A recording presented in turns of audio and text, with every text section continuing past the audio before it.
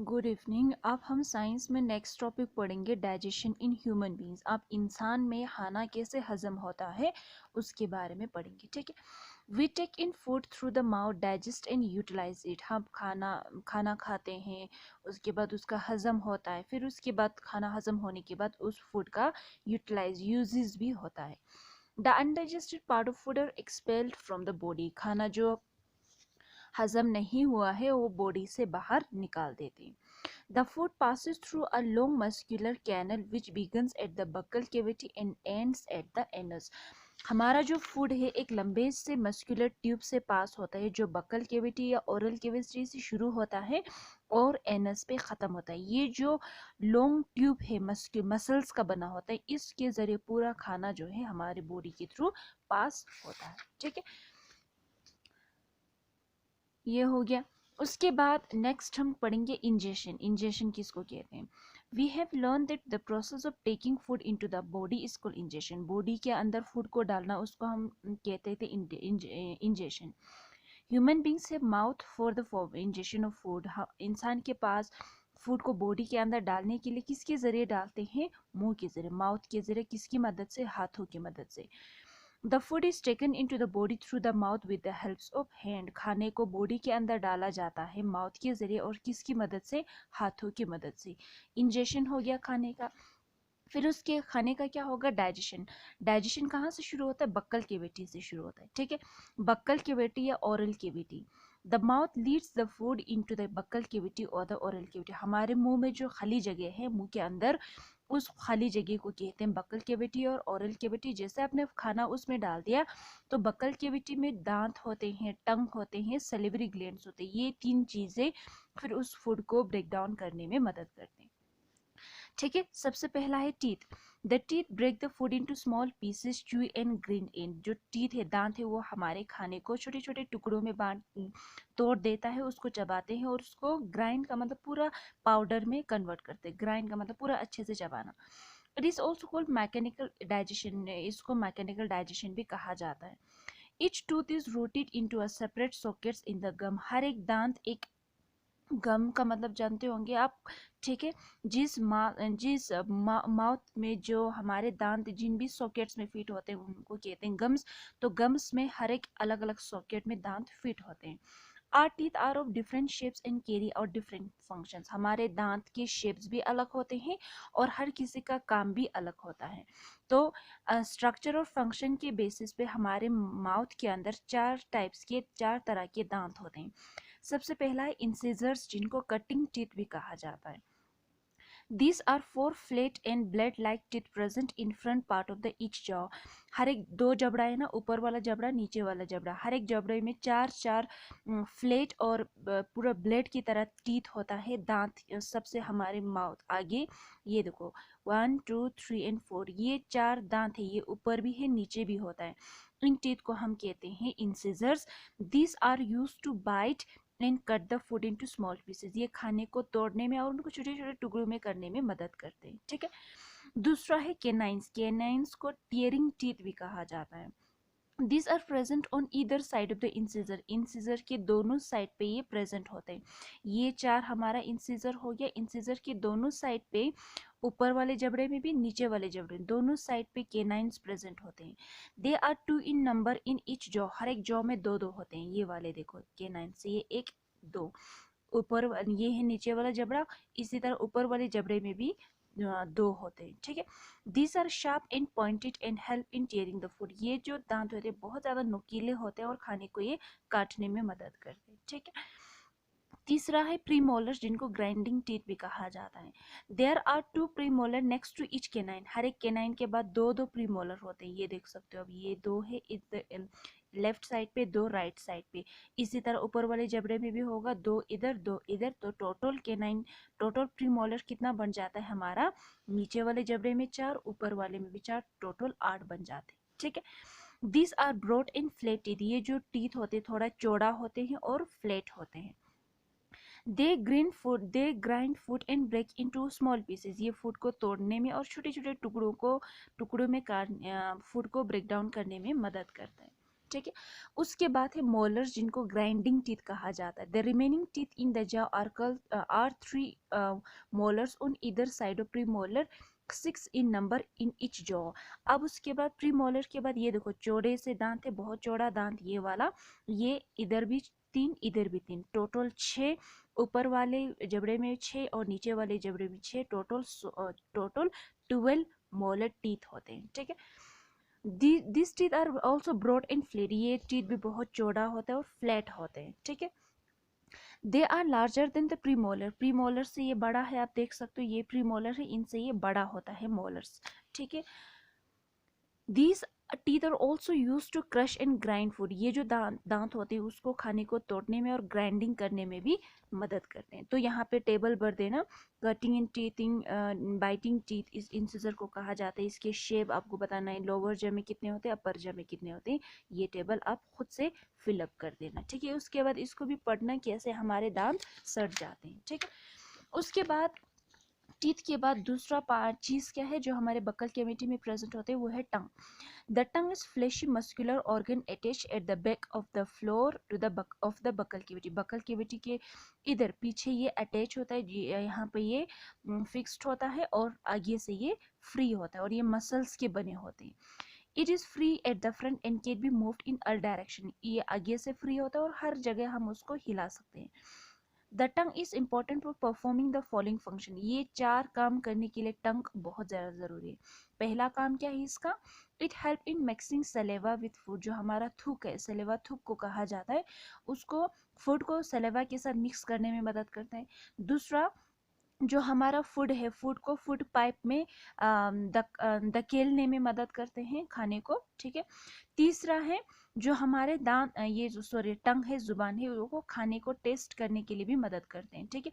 और टंग के अलग अलग पोजीशन होते हैं टेस्ट करने के लिए। यहाँ देखो, यहाँ सबसे फ्रंट वाले पे स्वीट मीठा चाका जाता है, फिर उसके बाद इस तरफ सॉल्टी, फिर यहाँ पे सोर, और लास्ट पे ग्रीन वाला जो हिस्सा वो बिटर, कड़वा, खट्टा, नमकीन और मीठा, ये 4 टेस्ट बर्ड्स हमारे दांत पे प्रेजेंट होते हैं। तो खाने को टेस्ट करने में भी ये मदद करता है।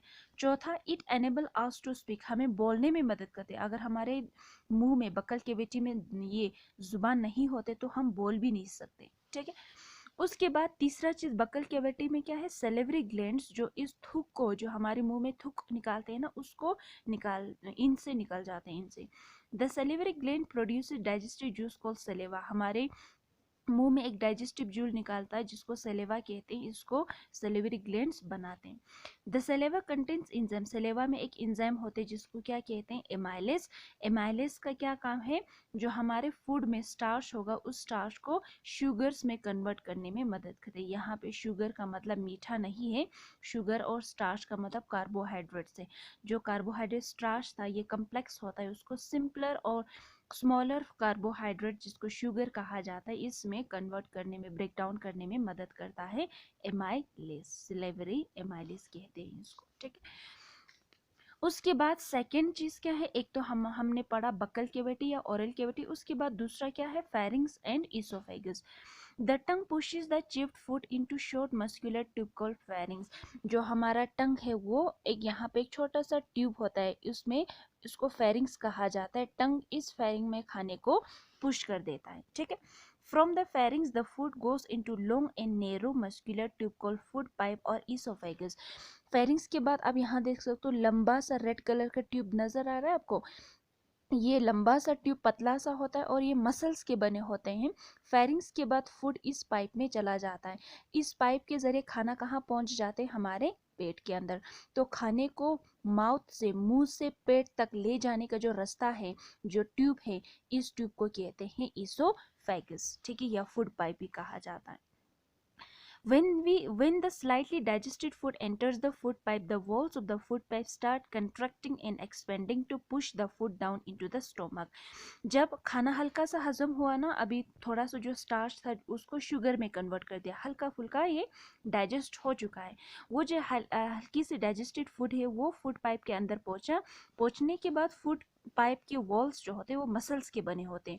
मसल्स के जो ये जो मसल्स है कंट्रैक्ट होते हैं, कंट्रैक्ट का मतलब इस तरह पूरा सिकुड़ जाना, और एक्सपेंड का मतलब इस तरह फैल जाना। जिस जगह पे ये फूड पहुंचेगा वो जगह फैल जाएगा, और फैलने के बाद इस फूड को नीचे धकेलने के लिए यहाँ से इसको फिर इस तरह से श्रिंक होना पड़ता है। जब श्रिंक होते हैं तो उसको कहते हैं कंट्रक्शन, जब ये फैल जाते हैं तो उसको कहते हैं एक्सपेंशन। तो कंट्रक्शन और एक्सपेंशन की मदद से खाना नीचे की तरफ धकेल देता है, इस खाना धकेलने को कहते हैं peristalsis. The pushing down of food by the walls of food pipe in a wave like action is called peristalsis. तो यहाँ पे आप देख सकते हो लहर की तरह, पूरे लहर की तरह जाते हैं ये खाना नीचे स्टमक की तरफ। इस ये जो खाना है लहर की तरफ जब स्टमक के नीचे जाता है, किसकी मदद से? ये जो इसोफेगस की वॉल है, फूड पाइप की जो वॉल है, इसका कंट्रक्शन होना और रिलैक्सेशन होना, कंट्रक्शन होना रिलैक्सेशन होना, इस तरह से खाना नीचे की तरफ जो जाते हैं उसको परजिस्टेलिस कहते हैं। Digestion of food does not takes place in the oesophagus. हमारे फूड पाइप में इसमें खाने का कभी भी हजम नहीं होता है, ठीक है। उसके बाद नेक्स्ट हमारा खाना कहाँ पहुंच गया? स्टोमक। सबसे पहले माउथ में था, उसमें बक्कल की बेटी, दांत, सेलिवरी ग्लैंड और टंग, इन सब ने खाने को थोड़ा बहुत हजम किया। फिर उसके बाद फेरिंग्स के अंदर चला जाए, फेरिंग्स ने इसोफेगस फूड पाइप में डाला, फूड पाइप के जरिए खाना कहाँ पहुंच गया? हमारे स्टोमक में। जब खाना स्टमक में पहुंचा तो थोड़ा बहुत खाना हजम हो चुका है, क्योंकि हमारे माउथ में एक एंजाइम था, सेलेवरी एंजाइम, जिसने क्या किया? स्टार्च को शुगर में कन्वर्ट कर दिया, बदल दिया। स्टार्च बड़ा सा कम्प्लेक्स फूड था, उसको ब्रेक डाउन करके शुगर में कन्वर्ट कर दिया। इतना यहाँ तक कंप्लीट हो गया।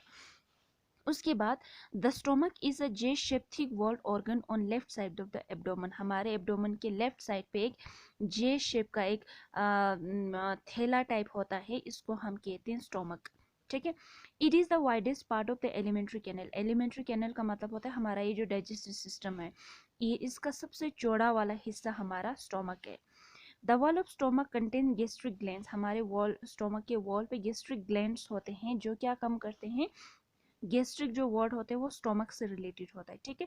उसमें से जूसेस निकालते हैं, और इनमें से कौन से जूसेस है? एक है हमारा हाइड्रोक्लोरिक एसिड, दूसरा पेप्सिन है, तीसरा म्यूकस है। ये तीन चीजें स्टोमक के वॉल से रिलीज होता है, सिक्रेट होता है।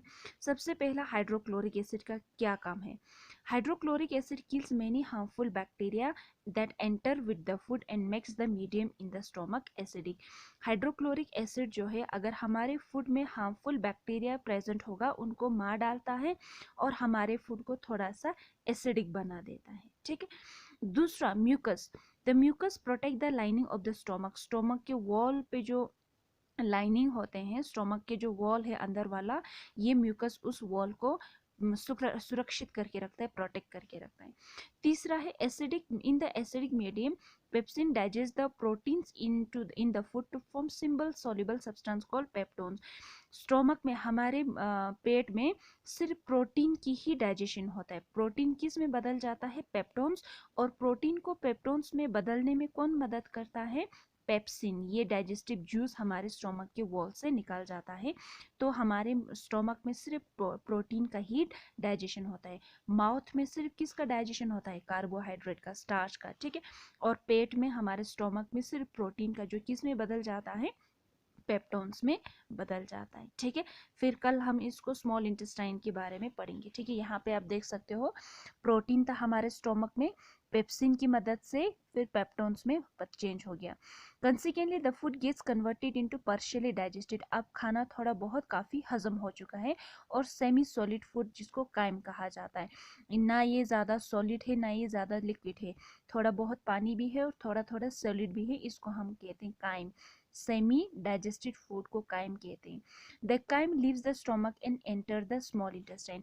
फिर कायम जो है स्टोमक के बाद कहाँ पहुंच जाता है? यहाँ आप देख सकते हो रेड कलर का स्ट्रक्चर, स्मॉल इंटेस्टाइन में हमारा खाना जो है पहुंच जाता है। यहाँ तक पहुंचने तक अभी तक खाना जो है कंप्लीटली पूरी तरीके से हजम हुआ नहीं है, सिर्फ माउथ में कार्बोहाइड्रेट थोड़ा बहुत डाइजेशन हुआ है, इसलिए इसी तरह स्टोमक में प्रोटीन काफ़ी डाइजेस्ट हुआ है। अभी इसके बाद कहाँ डाइजेशन होगा? पूरा का पूरा कंप्लीट डाइजेशन कहाँ होगी? हमारे स्मॉल इंटेस्टाइन में। कल हम इसको पढ़ेंगे, ठीक है।